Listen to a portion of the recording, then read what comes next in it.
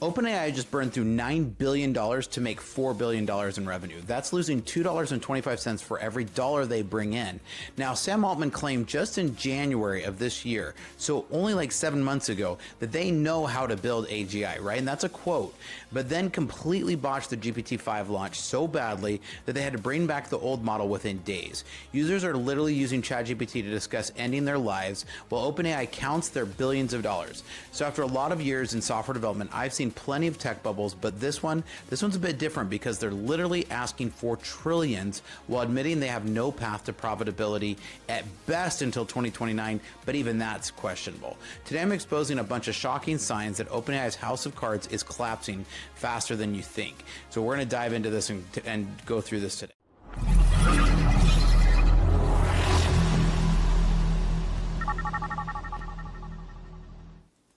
Welcome to Startup Hack. I'm Spencer, and here at Startup Hack, we love to train software developers as well as build custom software solutions for companies.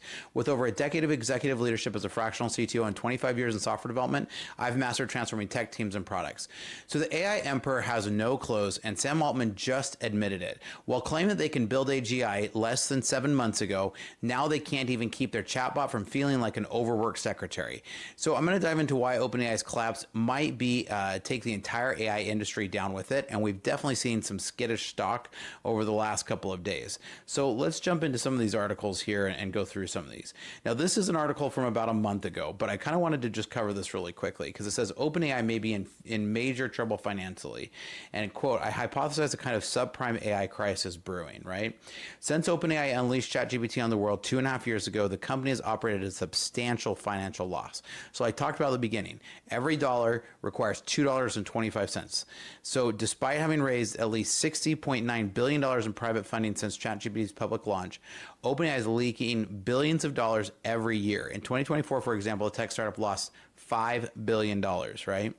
Now, there's a lot of other things going on here, and I'm not going to dig through all of this because there's other parts of this. But when it comes to OpenAI, it's difficult to see where else revenue is supposed to come from if not for rate hikes. So as we've talked about before, they can try to squeeze what they're giving you and give you less for the same dollar, or they can raise money. Now, raise the prices. Now, regular users have already been experiencing OpenAI's random throttling, like in May when the company limited ChatGPT image requests because their GPUs were melting under the weight of their vast user base. Now, this is exactly what's going on. And what's kind of crazy to me here is in January, Altman boldly declaimed, and this is a quote, "We are now confident we know how to build AGI." So this was the 2025, and this was part of when he was saying that ChatGPT 5 was coming out. Now, shareholders were promised AGI was coming with ChatGPT 5, and the hype machine was in absolute overdrive. Now, the reality check is ChatGPT 5 and users have absolutely hated it, calling it cold and unfriendly. Who has liked it is corporates, because it has become cold and unfriendly and more business-like.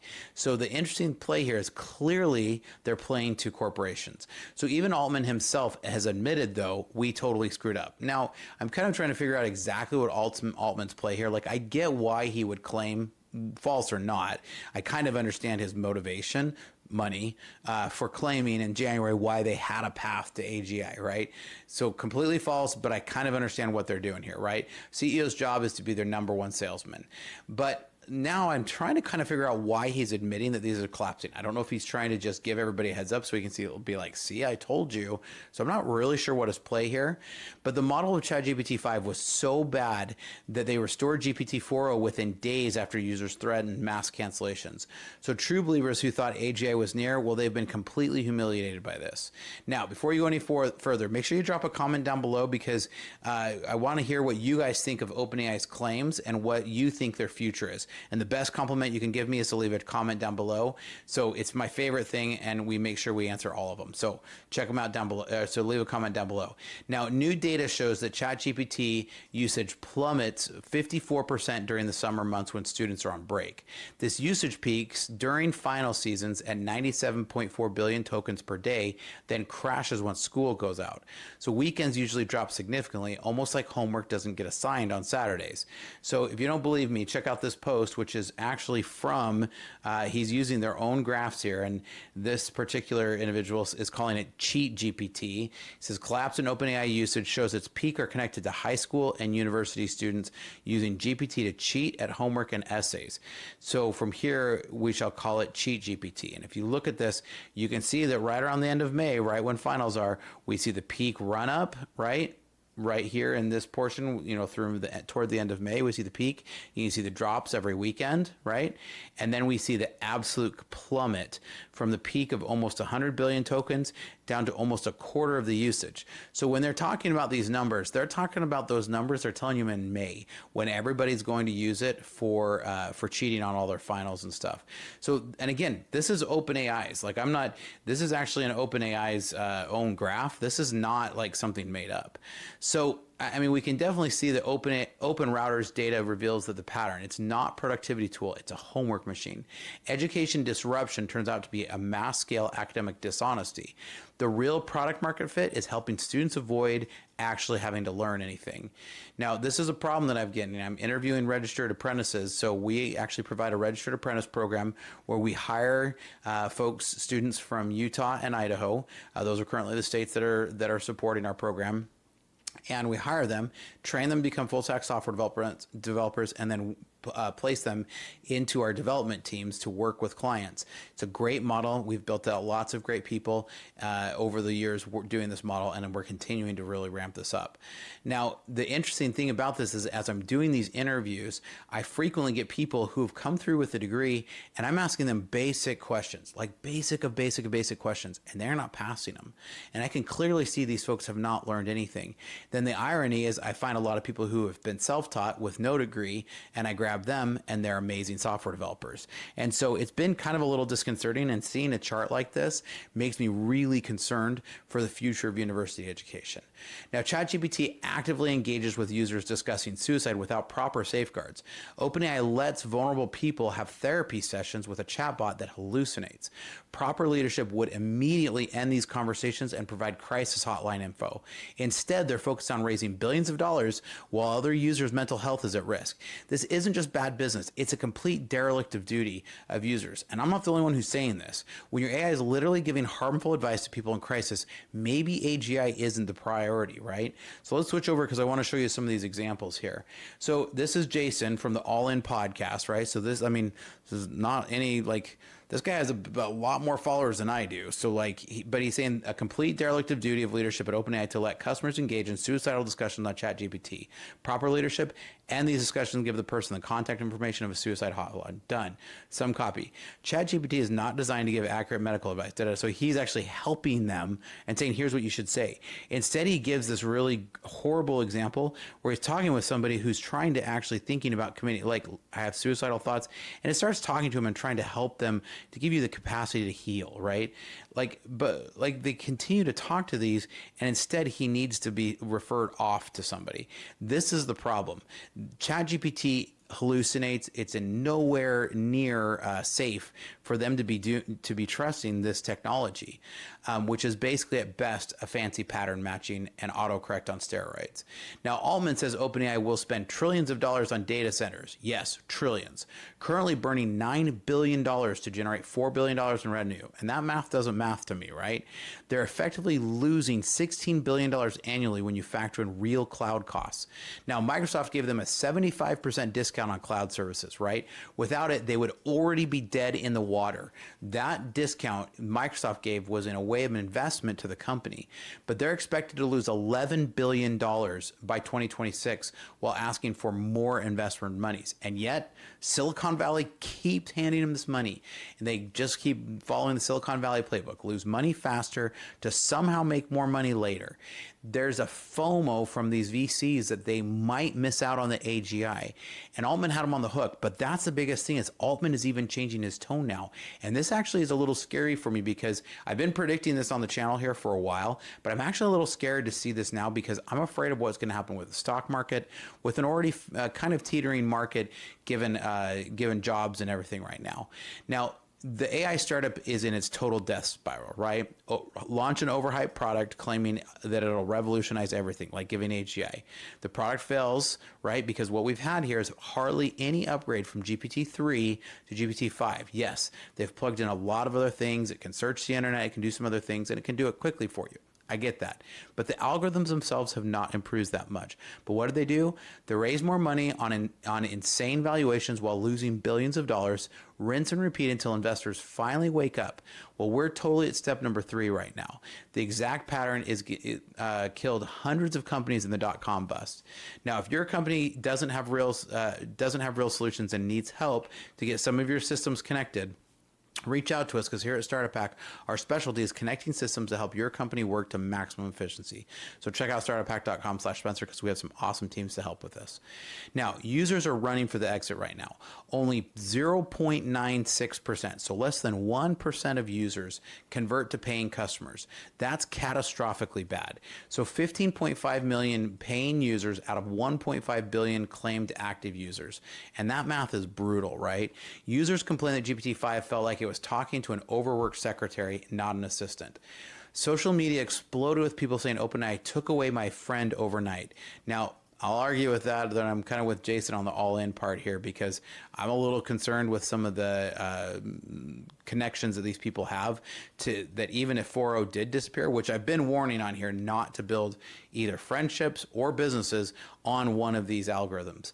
But if your betting market literally has people, or so the betting market literally has people wagering whether Google would beat GPT-5 in popularity, and I think they're going to. One trader made a $10,000 bet against GPT-5's success in just a few hours. Now, Altman claims that GPT-6 will have memory as the killer feature that people want, but he admits that temporary memory isn't even encrypted.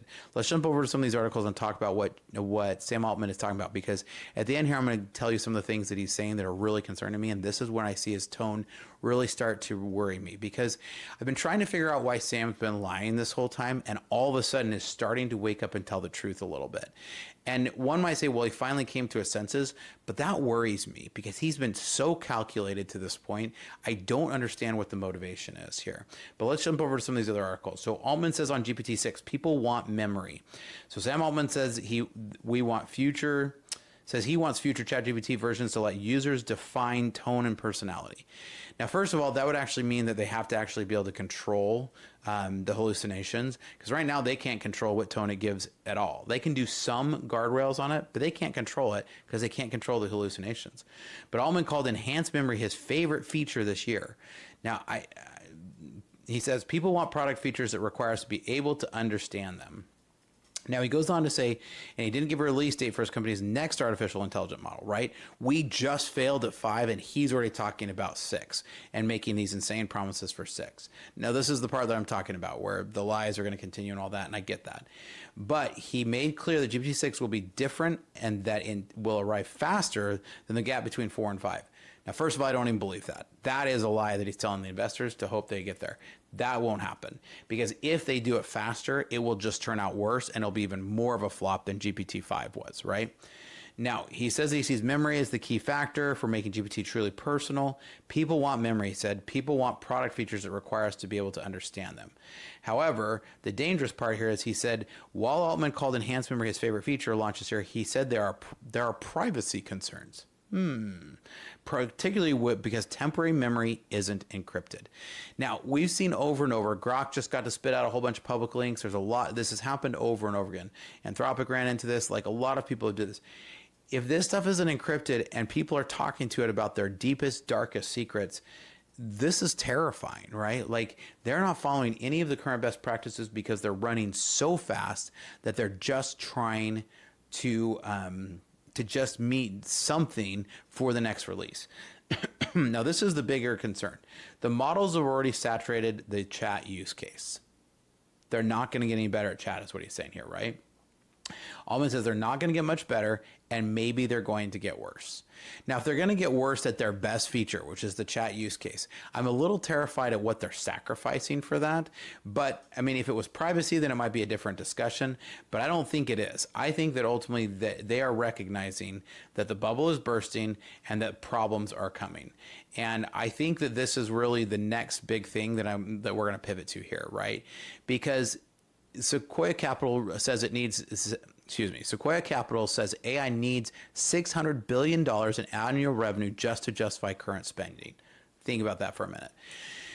ChatGPT is saying they're going to hit $10 billion by the end of the year. Now let's give them the benefit of the doubt and say that they're right. They need to get to a $600 billion annual revenue just to justify current spendings. OpenAI has is on projection to hit $10 billion of revenue this year. But the gap is growing faster. And so it grew from 125 billion to 600 billion in just 1 year, right? Of the difference of how much they're making. So even if every tech company generates $10 billion in AI revenue, that's still $500 billion short in order to be able to meet the justified revenue. Infrastructure spending is growing 10x faster than actual revenue generation. Both OpenAI and Grok both admitted that they more than 100x'd the amount of training capacity it took to create their newest models.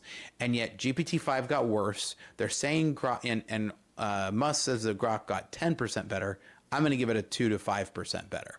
So this is classic bubble dynamics, massive investment with no real path to returns. Now, option traders are buying disaster puts, betting on tech stock collapse. MIT just put out a report that I'm going to cover in one of my next videos, but I'll comment on it here, that says that 95% of corporate AI pilots are failing to deliver any value. Fortune 500 companies finding AI doesn't actually solve real business problems. VCs privately admitting that many AI investments are going to go to zero. Now, here's the part that I'm trying to figure out. I'm trying to figure out what his motivation is, because he's been lying to us for so long that now at this point, when he says something that actually could be right, I'm kind of a little terrified at why he would. Sam Altman says the quiet part out loud, believes we are in an AI bubble, a ringing endorsement for the industry. Seems like a counter spot to me. OpenAI Sam Altman just admitted to what the rest of the AI industry won't. The entire thing could be a big, fat bubble ready to burst.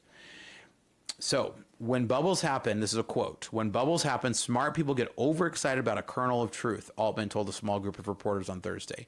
Are we in a phase where investors as a whole are overexcited about AI? My opinion is yes.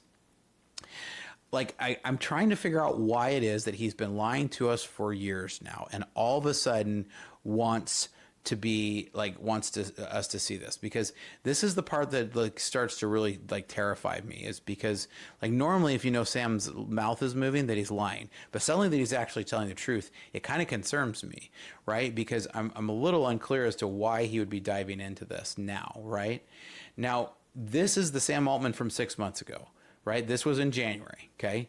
We're confident we know how to build AGI. Now he's saying, well, AGI is kind of this term that we don't know if we really want. And he's growing. So he starts warning of this growing AI bubble as the market soars, right? And so that's the same quote that I just read to you. But Altman said in a recent interview, just like the dot-com era, there is a real and valuable technology at the center of AI frenzy.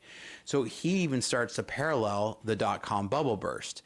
Now, I've been predicting this on my channel, and if you've been following me, you know you will. And also, if you've been following me, as always, make sure you leave a comment, because that's my best compliment, and it really helps the algorithm. But I'm trying to figure out what he's trying to do here and why suddenly he's telling the truth. Now, Chinese company DeepSeek claims that they trained their model for a lot less than OpenAI's billions of dollars.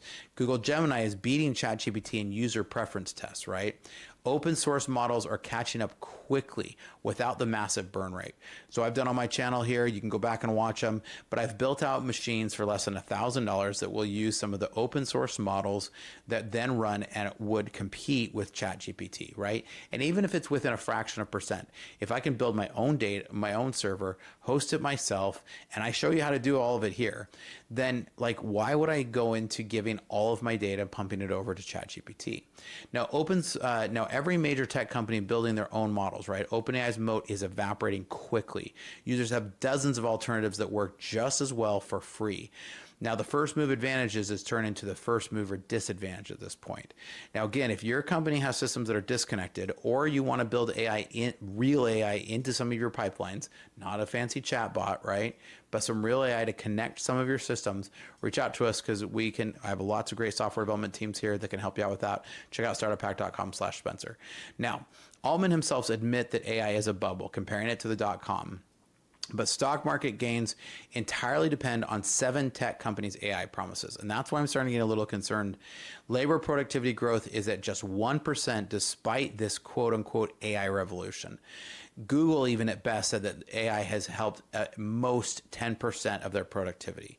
Now, companies with no product raising hundreds of millions of dollars on AI promises alone is what we call a bubble. Valuations reaching insane levels. Altman's own words. He even said insane levels. Like, when we hear founders start to admit that, that concerns me. So OpenAI doesn't expect positive cash flow until at best 2029 or 2030. But I think even that is a pipe dream. In current burn rates, they would need $50 billion just to survive that long. So to break even, they need to triple subscription prices or convert 10 times more users to paid. But raising prices is going to drive users away, creating a death spiral. No clear path to profitability doesn't destroy the user base. So classic VC zombies are just those that are too big to succeed, too hyped to fail, until they do fail. Now, I'm curious to hear your guys' thoughts. What do you guys think? You guys think I'm being too hard on poor little Sam? What are you guys' thoughts? As always, make sure you like and subscribe, and make sure you comment down below. Here at Startup Hack, we love to train software developers as well as build custom software solutions for companies. And here's some great information about our service. Hi, I'm Spencer, a fractional CTO. With over a decade of executive leadership and 25 years in software development, I've transformed technology teams and products for businesses just like yours. As your fractional CTO, you get the strategic guidance of a seasoned technology executive without the full-time commitment. Perfect for companies ready to leverage cutting-edge technology without expanding headcount. My team at Startup Hack has already built advanced AI agents for small and medium businesses, automating complex workflows and delivering advanced ROI to human workflows. We specialize in creating custom software that connects your systems into a single coherent technology ecosystem. Our development approach focuses on tangible business outcomes. For one client, we developed AI-powered workflows that cut days off of human processes. For another company, by connecting multiple systems, we reduced processing time to increase their ROI by over 75%. We don't just write code, we architect solutions that scale. Whether you need cloud system architecture, data integration between legacy systems, or custom AI agents that automate your unique business processes, my team delivers results that exceed your expectations. Having led technology for a lot of companies and launched 7 successful brands of my own, I bring battle-tested expertise to your business challenges. Our specialty is turning technological complexity into business advantage. So if you're ready to harness the power of AI and custom software to drive your business forward, let's connect. Together, we'll build technology that doesn't just solve today's problems, it positions you for tomorrow's opportunities. Technology leadership, decades of experience, AI powered. Reach out today and we can help you. Check out startuphack.com/Spencer.